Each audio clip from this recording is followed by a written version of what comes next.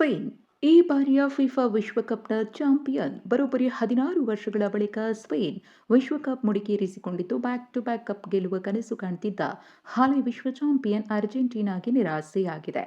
ಹೌದು, ಸ್ಪೇನ್ ಹಾಲಿ ಚಾಂಪಿಯನ್ ಅರ್ಜೆಂಟೀನಾವನ್ನ 1-0 ಗೋಲುಗಳಿಂದ ಸೋಲಿಸಿ ಟ್ರೋಫಿ ತನ್ನದಾಗಿಸಿಕೊಂಡಿದೆ.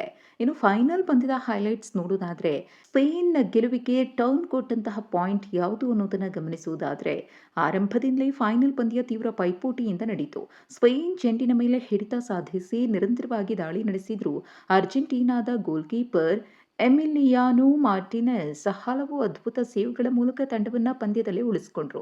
ನಿಯಮಿತ 90 ನಿಮಿಷಗಳಲ್ಲಿ ಯಾವುದೇ ತಂಡ ಕೂಡ ಗೋಲು ದಾಖಲಿಸಲು ಸಾಧ್ಯವಾಗಲಿಲ್ಲ. ಪಂದ್ಯ ಹೆಚ್ಚುವರಿ ಸಮಯ ಅಂದರೆ ಎಕ್ಸ್ಟ್ರಾ ಟೈಮ್ ಕಡೆ ಸಾಗಿದಾಗ ಬಳಿಕ 106ನೇ ನಿಮಿಷದಲ್ಲಿ ಫೆರನ್ ಟೊರೆಸ್ ಸ್ಪೇನ್ ಪರ ನಿರ್ಣಾಯಕ ಗೋಲು ಬಾರಿಸಿದ್ರು.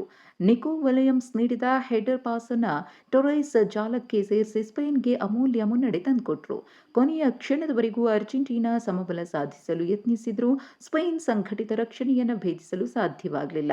ಈ ಫೈನಲ್ ಪಂದ್ಯವನ್ನ ಫುಟ್ಬಾಲ್ ದಿಗ್ಗಜ ಲಿಯೋನೆಲ್ ಮೆಸ್ಸಿ ಮತ್ತು ಯುವ ತಾರೆ ಲಮೀನ್ ಯಮಾಲ್ ನಡುವಿನ ಪೀಳಿಗೆಯ ಹೋರಾಟವೆಂದು ಬಣ್ಣಿಸಲಾಗಿತ್ತು. ಆದರೆ ಪಂದ್ಯದುದ್ದಕ್ಕೂ ಸ್ಪೇನ್ ಸಂಪೂರ್ಣ ಮೇಲುಗೈ ಸಾಧಿಸಿದ್ದು ಅರ್ಜೆಂಟೀನಾಗೆ ಹೆಚ್ಚು ಅವಕಾಶಗಳನ್ನು ಕೊಡಲೇ ಇಲ್ಲ.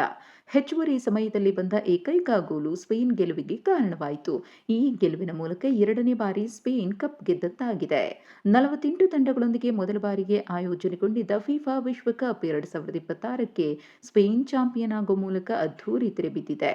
ಇನ್ನು ಅರ್ಜೆಂಟೀನಾ ಪಂದ್ಯ ಸೋಲ್ತಿದ್ದಂತೆ ಲಿಯೋನೆಲ್ ಮೆಸ್ಸಿ ಮೈದಾನದಲ್ಲೇ ಕಣ್ಣೀರಿಟ್ಟ ಕ್ಷಣ ಎಲ್ಲರನ್ನೂ ಭಾವುಕರನ್ನಾಗಿಸಿತ್ತು.